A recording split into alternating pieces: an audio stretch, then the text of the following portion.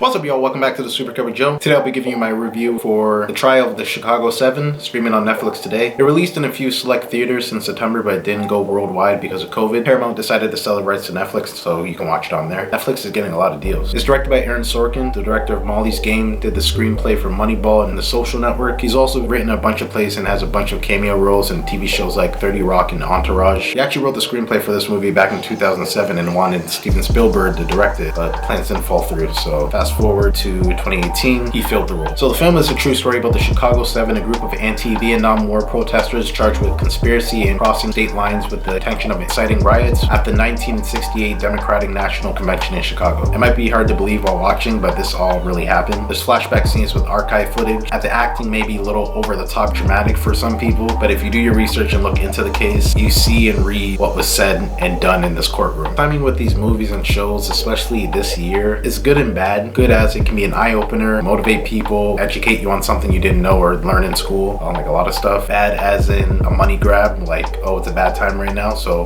let's make a movie about that. Oh, this conspiracy is trending, let's make a movie about it, you know? Give people like the wrong idea, or if it's something serious, we've been programmed to think it's not that serious or take it as a joke, or it might motivate us to do the wrong thing. But for this movie, I think they did a really great job. This stuff really happened and there's footage and people are still alive to tell the story. They got to the point right away and showcased it. Two big takeaways for me in this film. Number one, definition of fair and listening back then and low-key still today. And two, well, kind of accumulated thoughts of like other movies and like a bunch of research and also a little bit of a conscious mind. And the whole Vietnam War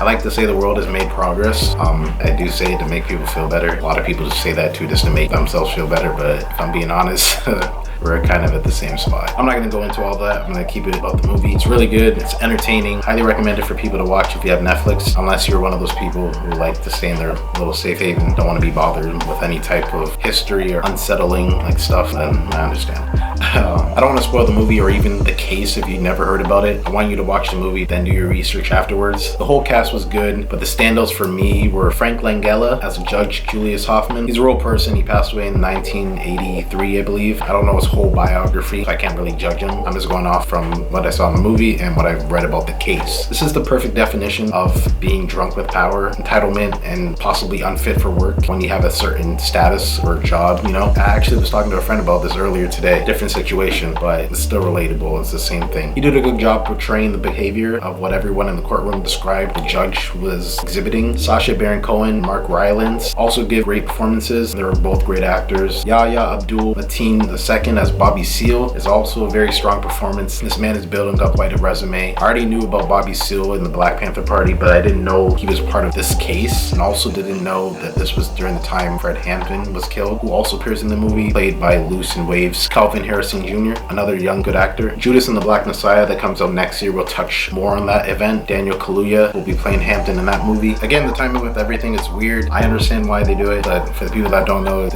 may well seem too crazy, too much of a coincidence. But this is actually one of my favorites of the year. This might be my top movie of the year, depending on what else we get this year. There hasn't been that many. While it's a serious case, they make the movie very entertaining. Again, the whole cast was great, thought-provoking, motivating. I'm giving the trial of the Chicago 7 a 9.5 out of 10. It was great. It might be a little frustrating, but it's super relevant. It's not the defund the police, like every part of the government's racist, corrupt. It's just about this courtroom, the people inside it, and the reasons they're there. That's my review for the trial of the Chicago 7 on Netflix. Really good movie. You guys should definitely watch it. Thank you all for watching this video. If you enjoyed my review, please hit the like and subscribe button. Check out my channel for other content. Be kind to one another. Take care of yourselves inside and out, and I will see you guys next time.